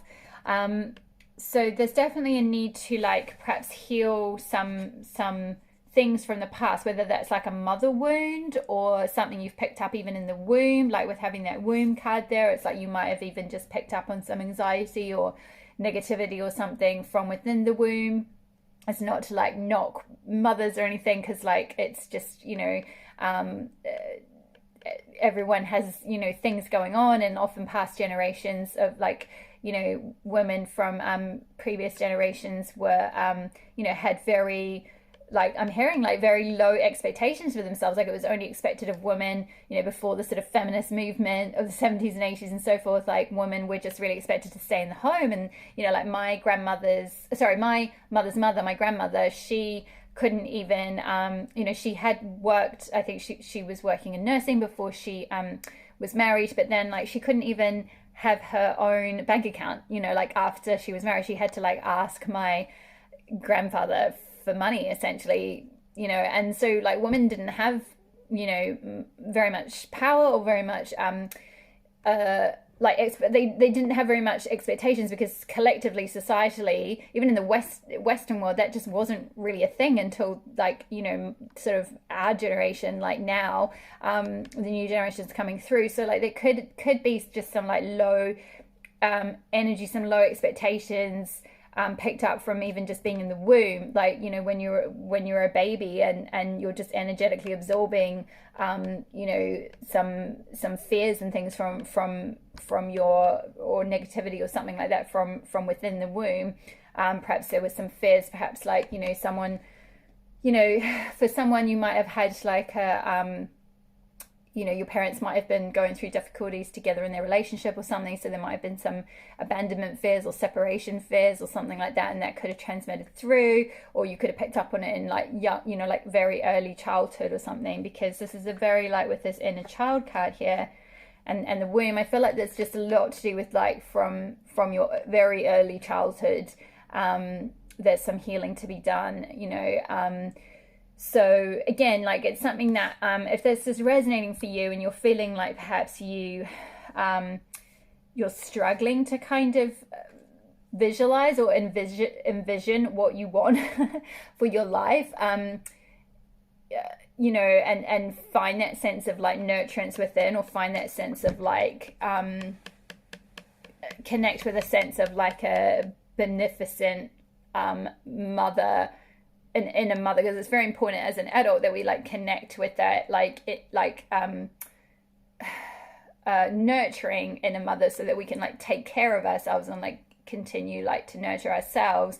And then if we want to step into to motherhood or you know, whatever, having children in some way, we can then offer that, because we've created it from within, even if we haven't had it modeled to us in childhood, right? Like even if we've picked up some kind of mother wound. So like with having Gaia, the mother earth there, I just feel like there's them, and then all this themes around healing the past, you know, releasing negativity. Don't let your past hold you back. So there definitely was something perhaps in your past, like could be some traumas, could be some you know, even if nothing that severe, it could just be some like, you know, like things that just set you back a bit, disappointments, or low expectations in you from parents or from a mother figure, or something that like caused you to then create, like internalize like a low, like, or maybe that was modeled to you. You had a mother figure who because of culturally, or because of the beliefs in your mother's family, that she then internalized like low expectation for herself and low self-belief, and not really feeling worthy, or not really having thinking that her desires would be met by the universe. So like having just like really basic kind of needs, or like sort of quite skeptical, or like quite like just like, oh well, what's the point in like, you know, sort of aspiring to these bigger things, because like it'll never happen. I'm hearing like maybe someone's got that kind of like quite negative nully mindset, and it could be that like, you know, you've had a mother figure perhaps who might have modeled that to you, or you might have been hearing those kind of things, or you've like internalized some sort of like like negative mother voice, or like low self-worth, because that was what was modeled. And so there's a need to kind of like break out of that, and like break free from your south node, which like in astrology, your south node is like, you know, your tribe and everything you've learned in your like early childhood years and teenage years. And like, you know, as you go through life, you want to start heading towards expressing your north node, the sign that your north node is in, because the south node is like not what your soul is here to evolve or learn. Like that's the past, you know, like it's not gonna you're not gonna evolve anymore, staying stuck in the past. So there's definitely a sense of like letting go of perhaps some childhood wounds, some like mother wounds, some things, negative self-belief, negative ideas about yourself that might have been either modeled or just absorbed perhaps in the womb or something like that. There might be some womb healing yourself to do. Maybe you had, the other thing that I had come through was that perhaps for some of you might have had either some abuse or trauma, or even just something quite negative around. I mean, it could have just been like a very negative experience around getting like your first period, for example, or some kind of like womb related issues. Like maybe you had, say, endometriosis or polycystic ovaries, or like very painful periods or something like that. And, you know, that wasn't really like, maybe you might have just like either had to just like take loads of, you know, you were put on loads of really intense medication, or you know, you tried to go through Western medicine and it wasn't really like that process wasn't really held or like properly processed through, or like supported or holistically dealt with. It was just kind of like, okay, let's just quickly, like, you know, I don't know, maybe you went through surgery or something. So I'm picking up the other strand of the kind of more mother side of things doesn't resonate, but the womb thing is, and you'll kind of know from what's,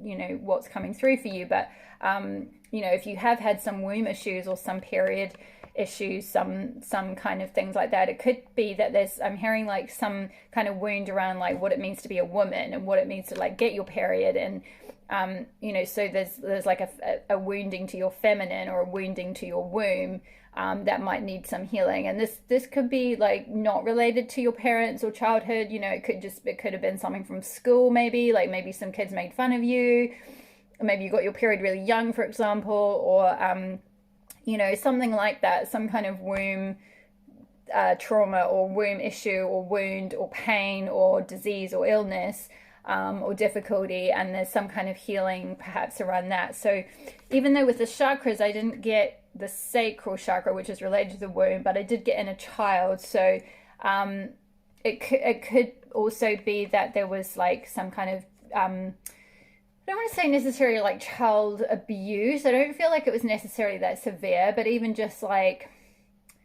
something that some kind of experiences maybe that you've stored in your womb. So this could well be like as you were coming like out of childhood and transitioning into like young adulthood, you know, through those difficult teenage years. And you know, there can be a lot of especially if you grew up in any kind of religious environment, there can be a lot of shame around like bodily changes and female changes, and like your womb suddenly starts, you know, like you're having periods and things. So you know, it could be that your like inner child could be a bit wounded around that whole experience. So just see what resonates. Certainly there's this with the Scorpio and the need to release negativity. There's something perhaps, and also with don't let your past hold you back, the inner child, the mother. There's something to do with like childhood through this equinox. And we have just had the full moon in Pisces a couple of days ago on the 21st, I believe it was, of September. So we're still in full moon energy, so the full moon's a really great time to do some like releasing, purging, like letting go of old negativities, old beliefs, old things that aren't serving you, old energies that you've stored in your cells. You know, all of that can be shifted through really powerfully with a ritual around the full moon. So the full moon, with the moon being at its fullest, is a time when all that kind of stuff can get amplified, and you can feel it at its fullest, especially as a woman, because we're ruled by the moon. Our cycles are ruled by the moon. So again, cycles, I'm brought back to the womb card, the womb archetype card. So there's a definite sense of like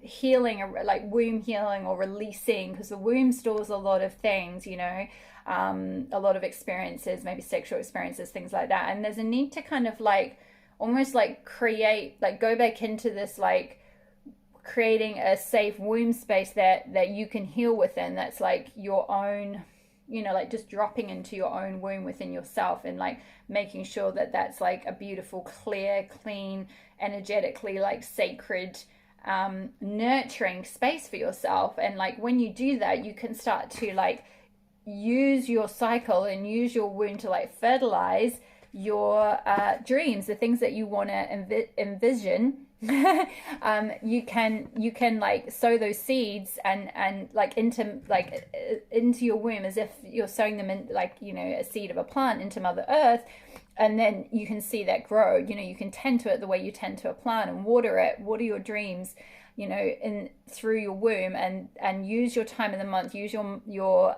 when you are on your period, to release and purge, and also during the full moon you can set rituals to release this negativity, whatever this is, these negative beliefs or negative traumas or things from the past that are holding you back, or like self-talk that's not yours, that you might have internalized from another person in your life, like a mother figure or something. You can let that go during the full moon. So like you can literally, like, you know, write it all down and then like burn it or something like that. So we also got the Gazelle card here, which I feel like is, gazelles can often be like in you know, in wildlife things, they're often the animal that gets like chased by the lion, right? And I'm getting this, I'm just picking up this imagery of like, until you've been able to like really fully heal and release whatever this negativity is, go through this inner child healing and let go of your past, you're going to be kind of plagued by these energies kind of showing back up in your life in order to like amplify these things and bring them to the surface so that you can release them and get them out of your energy. So with a gazelle, that's often the energy of gazelles are quite like skittish, and they're very kind of fast, and they're very like, oh, you know, kind of quite innocent, but then like, you know, kind of looking around for danger. So I'm picking up on this kind of vibe of like, for some of you, there's like this quite scared little, or perhaps traumatized like inner child self that's kind of ruling the show a little bit in you, and it's making you quite skittish, and you're kind of like running to kind of like prevent being like chased, or prevent being caught, or prevent being like mauled by the lion or something. It's like there's and with this like hot sun behind it, it's kind of like you're feeling a bit under pressure from that, but it's like, it's really your own thoughts, like it's really your own like it's sort of your past or your negativity that's kind of telling you need to be like vigilant and on alert. So there might be like a little bit of PTSD, we'll see PTSD for some of you. You know, certainly like my disclaimer says on these videos, I'm a holistic healer, but I'm not a doctor, I don't diagnose. And it's not really about labels, like it's just, you know, you'll know within yourself if you feel that you'll know if you've had, and many of us, I mean, the majority of people have gone through some kind of, you know, difficulties in childhood on some, like on the spectrum somewhere, like everyone sits somewhere along there.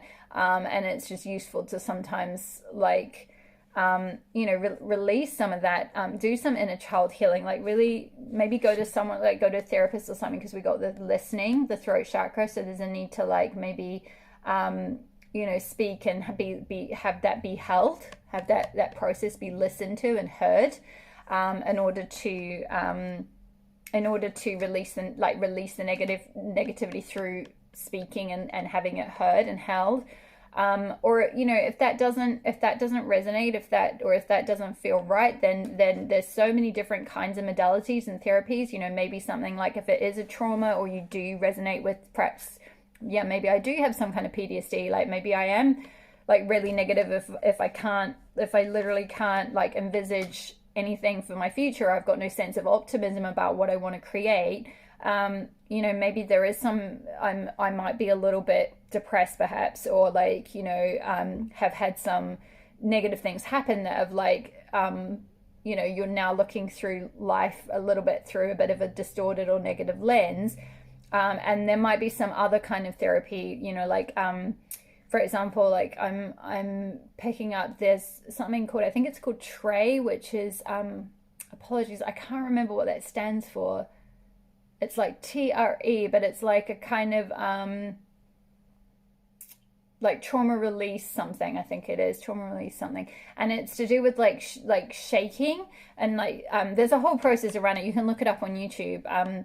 And it's to do with like sort of energetically kind of shaking to get like trapped energy out of your body. And interestingly, I'm just drawn to the fact that like with the gazelle here, this is something that a lot of animals do out in the wild when they have been chased by, say, a lion or a bear or a tiger or something, and then they you know, they've picked this up on wildlife things. When they then go and see that animal that managed to get away, what the animal does instinctively, rather than like humans just go, oh, okay, like, well, back to work, like, you know, back to chasing more, like, something for my dinner, like, I'm just going to forget about the fact that I nearly died, like, you know, or I had this trauma or something, like animals instinctively know to like energetically release that energy, that fear, that negativity, that frightening situation, and they often will like literally kind of go somewhere and they'll just tremble, and they'll like energetically tremble it out, like shift the energy by like trembling it out of their body, kind of like shaking it out of their body.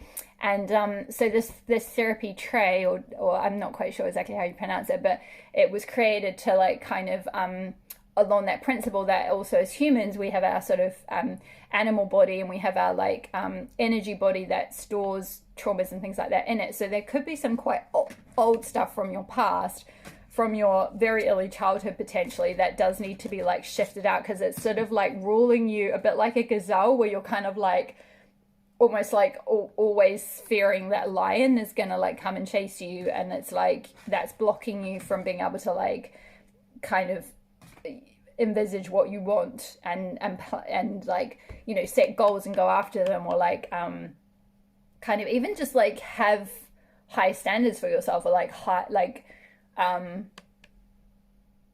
like kind of like any kind of grand dreams. Like you find it difficult to believe that could potentially happen for you. It's like, oh well, yeah, like that's for other people, like, you know, they can have those desires, but like not for me. But yeah, I'm definitely feeling like some kind of someone who's a good listener, like, you know, this doesn't have to be full blown like go to psychoanalysis for 3 years. This could be like, you know, just go to a counselor even, or go to a friend who you know who's really supportive and a good listener, and you know, see if they, you know, mind holding space for you to speak about something that might have been quite difficult, or you know, or you know, join I'm hearing like, you know, there might be a support group. So maybe if for some of you did have like some kind of you know, for many women have got, my gosh, like, you know, if you read any of Laura Bates' work, she wrote a couple of books like Misogynation and the Everyday Sexism Project, and like, my gosh, like literally like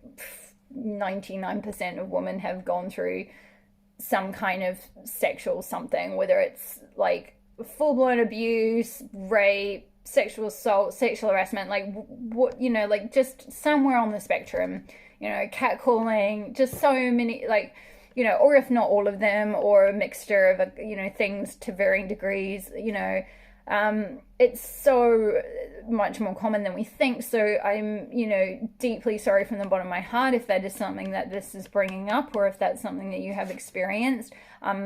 You know, I do feel like with the womb, not for all of you, but for some of you, there could be this need to do some womb healing, because any kind of sexual trauma or sexual assault or anything that felt sexually you know, even just uncomfortable sex, you know, like, I mean, even just, you know, like something that wasn't fully consensual, or, you know, things like that. They can be stored, all those experiences can be stored in the womb, and they can be, you know, causing a bit, like, you know, they really can cause havoc in your life, and like be holding you back without you kind of realizing, because there's this sort of stuck energy.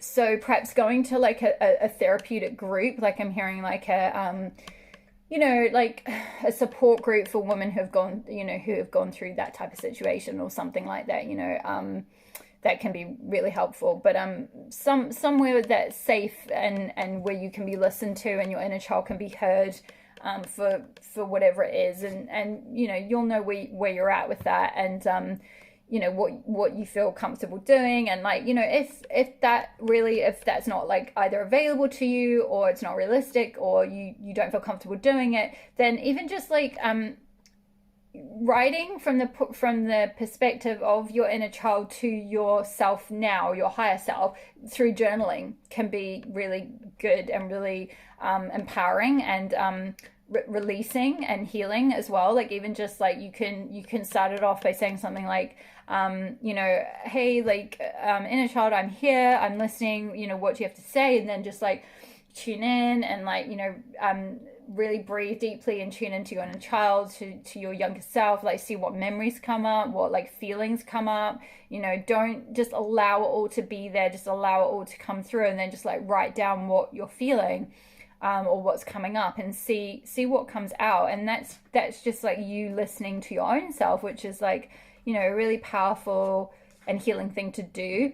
The other thing is I'm drawn to the rose quartz, which is also like a stone crystal of self-love, self-worth, and it's really healing for the heart chakra and for like creating a sense of like that kind of feminine warmth and support from within. So if you can get, you don't have to get a giant one like this, but even just like a very small, even like small jewelry with rose quartz, or like a small tumbler, it can be particularly good if you slot it in your bra and have it next to your heart chakra, or even just lie, you know, in the evening or something before you go to bed, lie down with the rose quartz like on your heart chakra and just hold it there for like, you know, at least 20 minutes. You'll start to feel it doing its thing. You'll start to feel it working. And that's like incredibly healing, you know, like these crystals, you know, they're calibrated with like an energy of the earth. And again, we had Mother Earth, you know, so the energies of, you know, the earth are going to be very healing for you. So things like crystals, essential oils, plants, plant medicine, you know, walking in nature therapy, like maybe with the listening, it could be like a therapist who walks with you. There's a lot of like ecotherapists or mindfulness ecotherapy things now where you go for a walk in nature.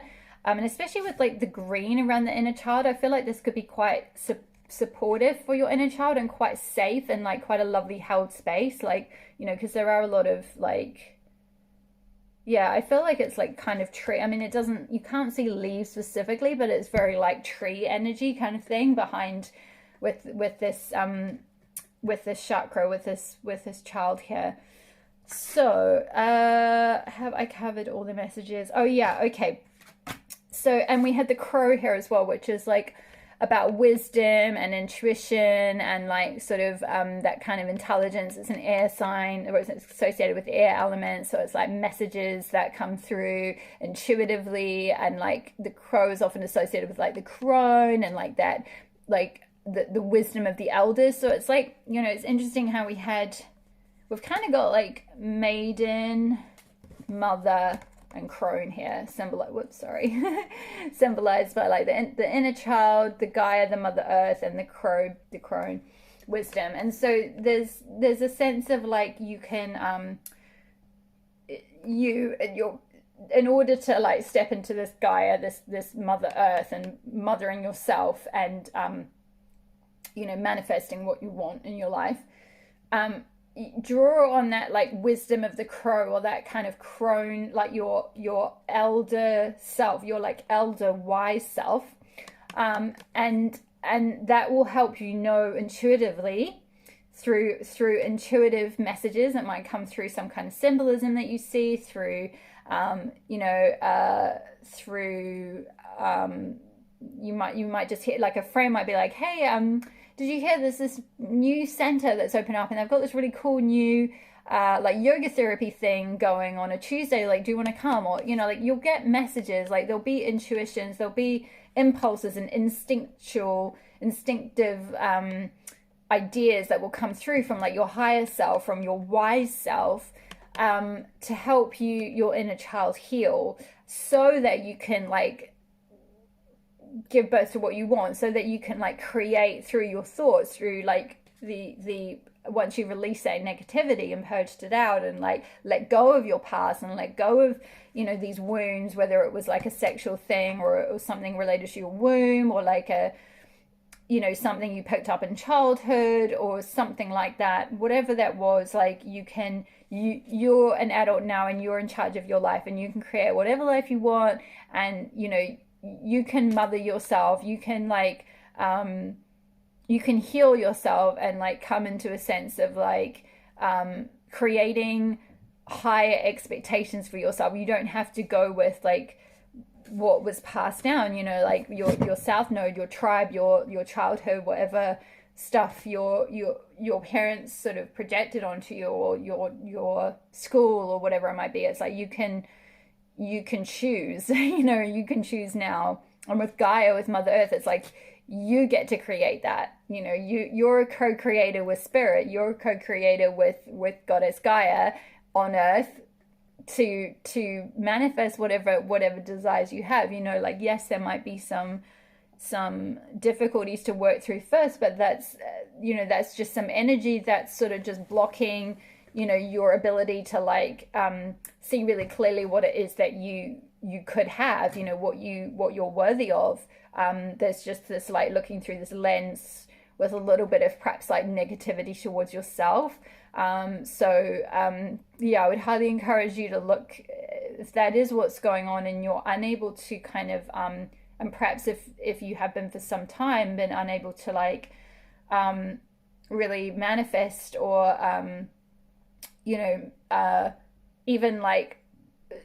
even sort of feel a sense of like hope and optimism for the future, or like have dreams, because perhaps this is in a part of you that's like, oh, what's the point? Because, you know, say for example, you're wanting to manifest a loving partnership, but you're just like, oh, well, they'll probably leave me, or like there's no point like wanting to get married because we'll probably just get divorced, because like, you know, 50% of marriages end in divorce. Or, you know, if there's that kind of thinking going on, like those kind of patterns of like sort of having a bit of a desire but then kind of shutting it down with like a very sort of like seemingly logical but very skeptical position on like, well, there's just no point trying because like XYZ, like everything's kind of a bit hopeless, or like the world, like what's the point of having kids because like the world's on fire, or, you know, like you know, that kind of thinking, but like in a very sort of like for a long time, you know, perhaps some chronic thoughts. There could definitely be some old stuff from your past that's like kind of holding you back from actually creating what you really want in your life. So I would definitely encourage you to look into that, because like with this She of the Kruak, it's like you've got this vessel within you that's very light, you know, and it's very bright, and you know, if like healed and tended to, if this kind of womb space, and it's interesting how there's this like darkness in the middle, but there's like a pearl, and it's like whatever this difficult situation was, if this darkness is like symbolic of some kind of trauma maybe, or difficult pain or like illness or something like that, whatever that was that you had to work through or go through, or maybe it's some kind of painful relationship or something, like intimate relationship, there's a pearl inside that dark bit. So there's a pearl, there's wisdom, you know, with the crow, there's a pearl of wisdom. It's interesting, the crow is sitting on what looks like a sort of a multicolored pearl there.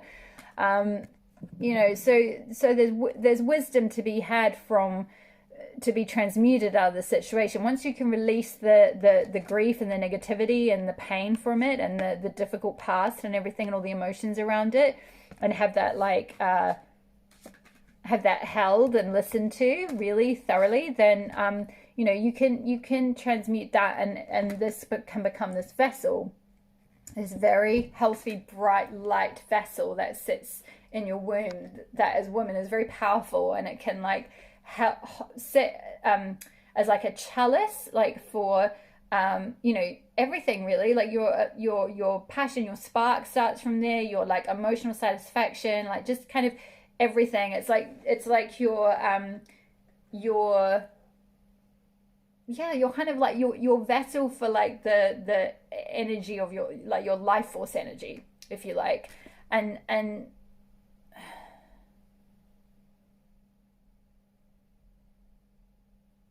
yeah, it's like there's a sense of like, at the moment the energy is sort of pointing like downwards a bit, because of this sort of darkness here, and really with this healing that needs to happen, it's like the energy can rise up, and it can like all the sort of wisdom, that pearl of wisdom you know, can come upwards and like heal your whole life kind of thing. And you can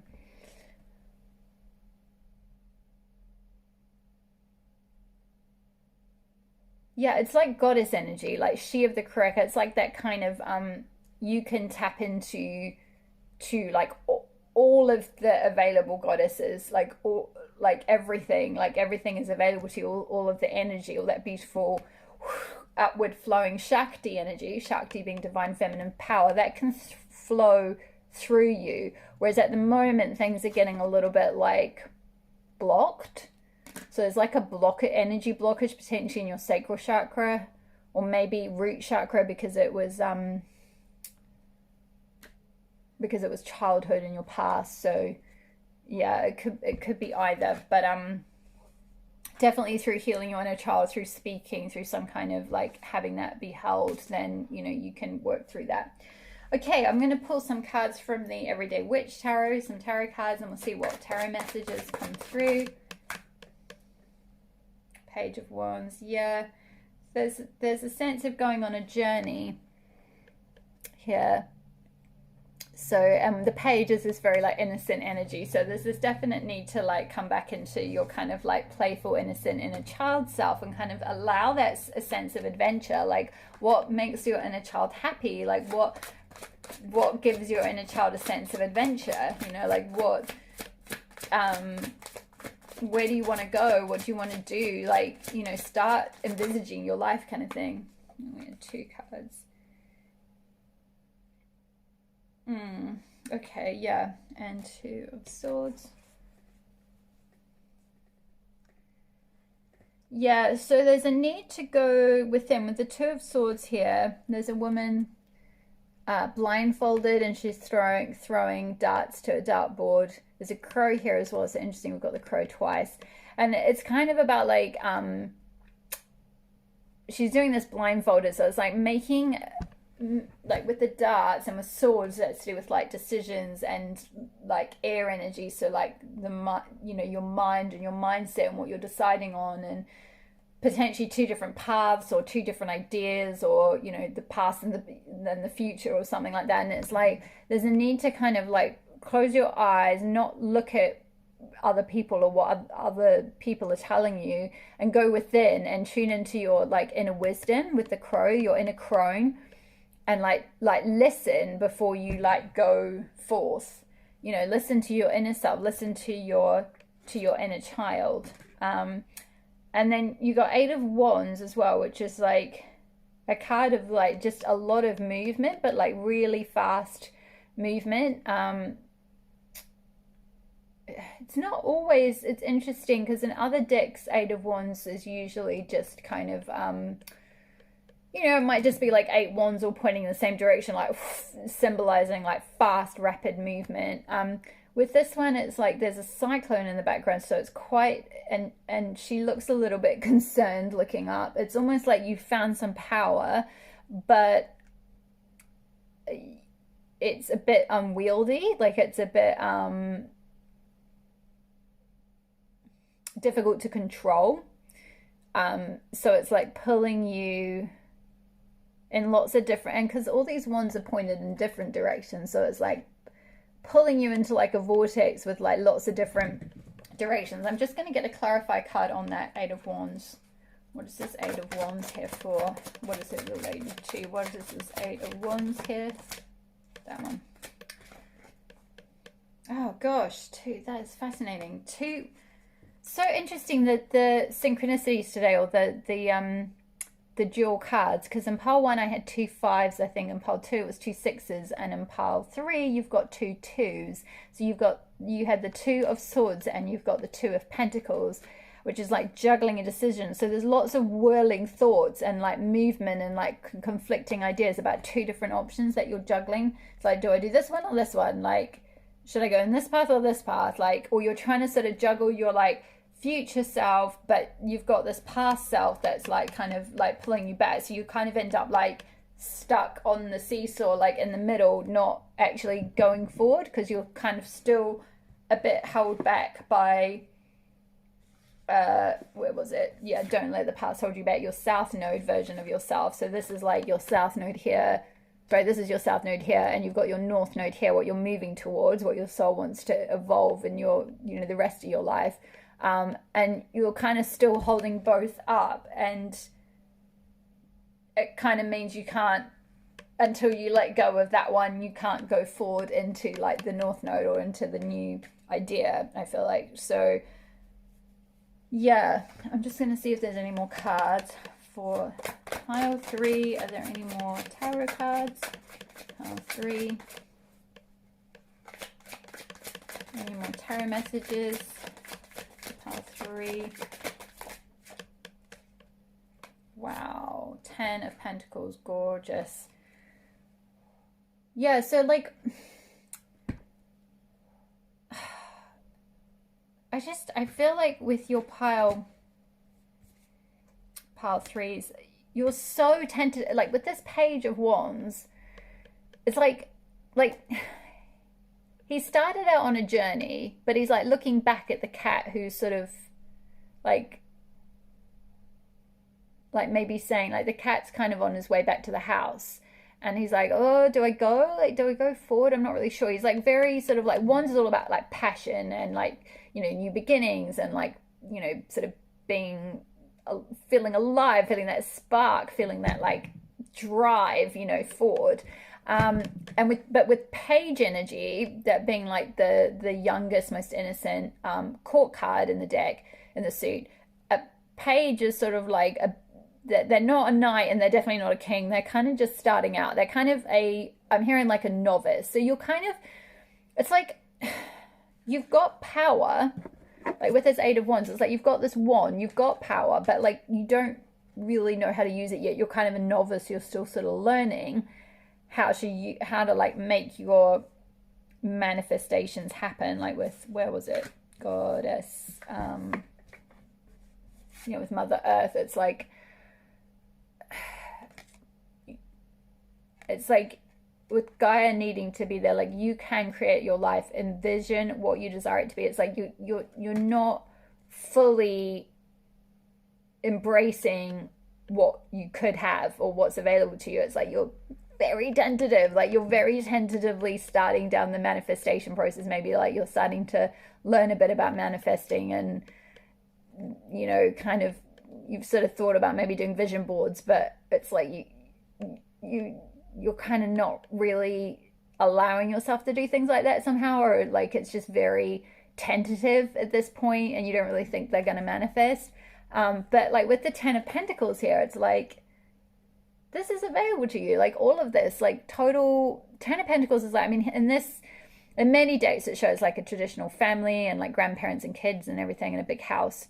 And 10 of Pentacles is just about, it's like the ultimate number, and Pentacles is to do with like the earth and finances and resources and stability and long-term security and happiness and fulfillment.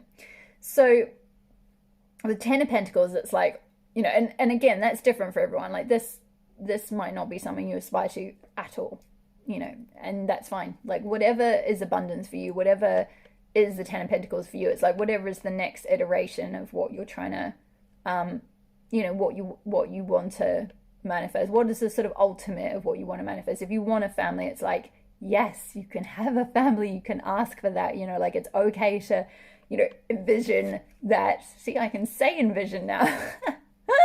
It's like you can envision this 10 of Pentacles. Like what is your, it's sort of saying to you, like, what is your 10 of Pentacles? And then like have the courage to kind of, you know, with this Page of Wands, like go after it in a big way, in a passionate way, because like you can make this happen, whatever this is.